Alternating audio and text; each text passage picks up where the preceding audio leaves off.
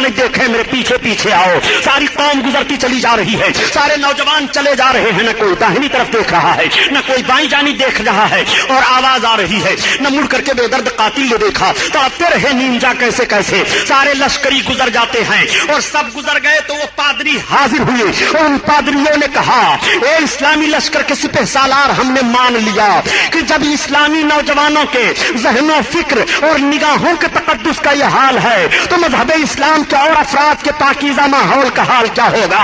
اس لیے ہم نے مان لیا کہ اسلام پاک مذہب ہے اور اسلام ذہن و فکر کی طہارت دے رہا ہے, ہمیں بھی اسلام میں داخل کرو. پورے شہر کے لوگ کلمہ پڑھ کر کے اسلام میں داخل ہو جا رہے ہیں. میں عرض کرتا ہوں اے نوجوانوں, جب کل تمہاری نگاہوں کا تقدس سلامت رہا, جب کل تمہاری آنکھیں پاکیزہ تھی, کل جب تمہارے نظر و فکر میں اسلام کا شعور تھا تو مذہب اسلام بڑھتا چلا جا رہا تھا.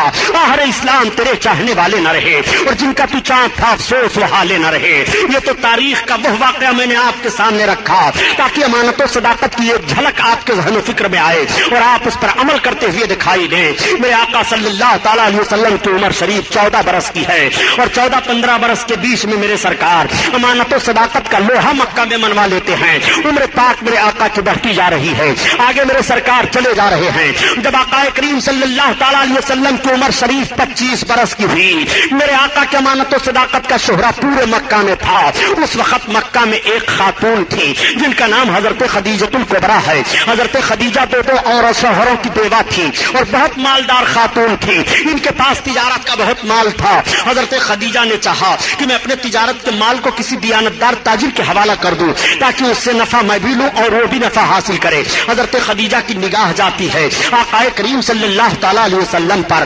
حضرت خدیجہ کی جب نکاح سرکار پر گئی اور حضرت خدیجہ نے سرکار سے راہ و رسم پیدا کیا تو اپنے مال تجارت کو حضرت خدیجہ نے دے دیا اور اپنے غلام کو بھی ساتھ میں کر دیا کہ ان کے ساتھ تجارت کرنے کے لیے جاؤ, ان کی حکم عدولی نہ کرنا اور ان کے ہر قدم پر ان کا حکم ماننا. غلام بھی ساتھ ہو لیتا ہے. میرے سرکار تجارتی قافلہ کے ساتھ 25 برس کی عمر شریف ہے, حضرت خدیجہ کے تجارت کے مال کو لے کر کے جا رہے ہیں. میرے سرکار جب مال تجارت کو لے کر کے گئے اور منڈی میں پہنچے تو سب سے پہلے آپ کا مال بکا, سب سے زیادہ آپ کے مال میں نفع ہوا.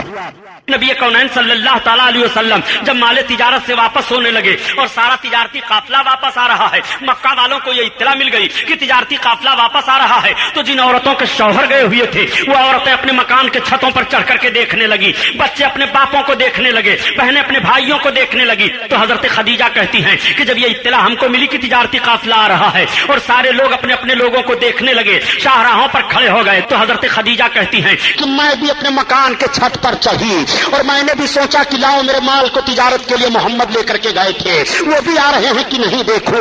چنانچہ حضرت خدیجہ کہتی ہیں کہ جب میں اپنے مکان کے چھت سے دیکھنے لگی تو سب میں اونچے محمد دکھائی دے رہے تھے. سارے لوگوں کے ان پر تو دھوپ پڑ رہی ہے مگر محمد کے سر پر بادل سایہ کیے ہوئے چل رہا ہے اور وہ جو آگے بڑھ رہے ہیں, سایہ آگے بڑھتا چلا جا رہا ہے. میرے سرکار تشریف فرما ہوئے مکہ میں, تجارت کا حساب و کتاب ہوا, بڑا اچھا نفع ہوا. حضرت خدیجہ ایک روز خواب دیکھتی ہیں کہ آسمان سے چاند میری گود میں اتر رہا ہے اور وہ چاروں طرف پھیل گیا ہے. اس خواب کو انہوں نے اپنی سہیلی سے بیان کیا. ان کی سہیلی نے ان کے چچیرے بھائی ورقہ بن نوفل سے بیان کیا. ورقہ بن نوفل ان کے چچیرے بھائی تورات و زبور و انجیل کے بڑے بھاری عالم تھے. انہوں نے کہا اگر حقیقت میں خدیجہ نے خواب دیکھا ہے تو ان قریب نبی آخر الزماں سے اس کا رشتہ نکاح ہوگا. حضرت خدیجہ جب اس خواب کے تعبیر کو سنتی ہے تو سوچتی ہیں کہ میں نے تو عہد کر لیا ہے کہ اب میں شادی نہیں کروں گی, میں دو شوہروں کی بیوہ ہو چکی ہوں, مگر وہ کون نبی آخر الزماں ہے جن سے میرا رشتہ نکاح ہوگا.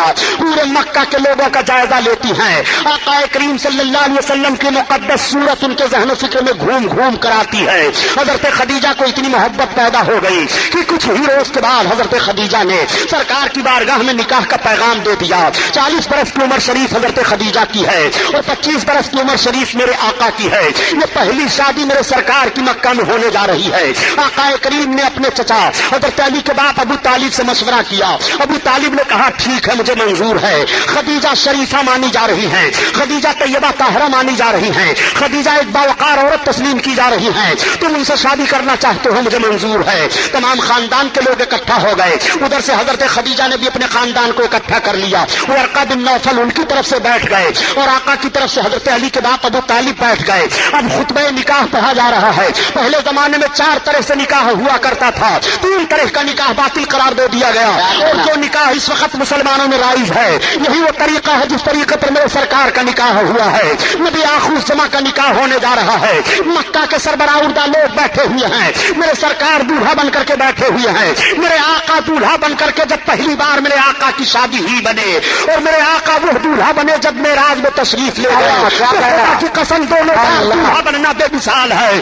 اعلیٰ حضرت عظیم البرکات معراج میں دولہا بننے کا نقشہ یوں کھینچتے ہیں کہ وہ سرور کی شوار رسالت جو عرش پہ جلوہ گر ہوئے تھے اور نئے نرالے رب کے ساما رب کے مہمان کے لیے تھے۔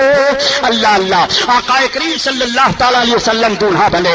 حضرت خدیجہ کے بھائی چچیرے ورقہ بن نوفل حضرت علی کے باپ ابو طالب سے کہتے ہیں کہ آپ خطبہ پڑھیے۔ اب حضرت علی کے باپ ابو طالب جب خطبہ پڑھنے کے لیے کھڑے ہوئے تو ساری تعریف آقا کی کرتے ہیں، اور جب خدیجہ کے بھائی چچیرے بھائی ورقہ بن نوفل کھڑے ہوئے تو وہ بھی ساری تعریف آقا کے کرتے ہیں۔ حضرت خدیجہ کا رشتے نکاح ہوا۔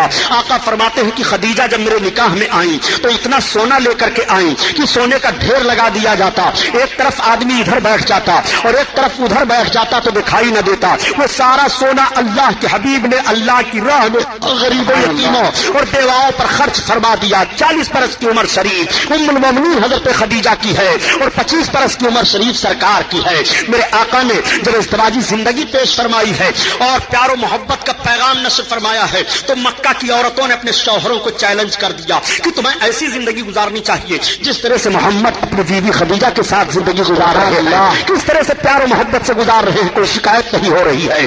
آقا کریم صلی اللہ علیہ وسلم کی مقدس زندگی آگے بڑھتی چلی جا رہی ہے۔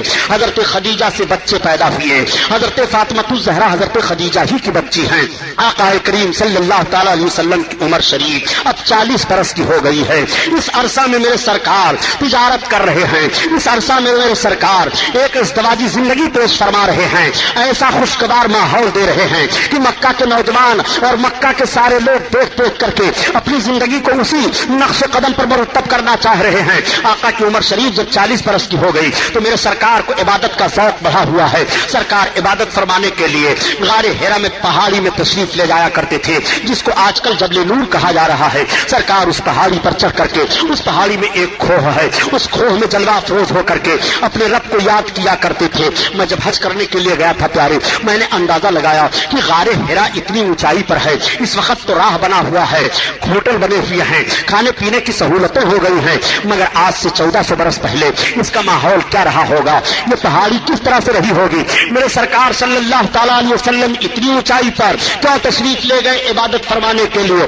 اور بھی مکہ میں تو پہاڑیاں ہیں، لیکن دیکھنے کے بعد صرف اندازہ یہ لگا، اور یہ بات صحیح ہے کہ میرے سرکار جہاں بیٹھ کر کے عبادت کر رہے تھے غار حرا میں، اگر وہاں سے دیکھا جائے تو کعبہ دکھائی دے رہا ہے، اس وقت بلڈنگیں بنی ہوئی ہیں۔ میرے سرکار جب اس وقت جلوہ افروز ہوتے رہے ہوں گے تو کعبہ کی چوکھٹ تک دکھائی دیتی رہی ہوگی۔ اللہ اللہ، اس لیے میرے سرکار اس پہاڑی کو منتخب فرماتے ہیں، کعبہ کو دیکھ رہے ہیں، عبادت فرما رہے ہیں۔ 40 برس کا عرصہ گزر گیا ہے، آپ عبادت کر رہے ہیں۔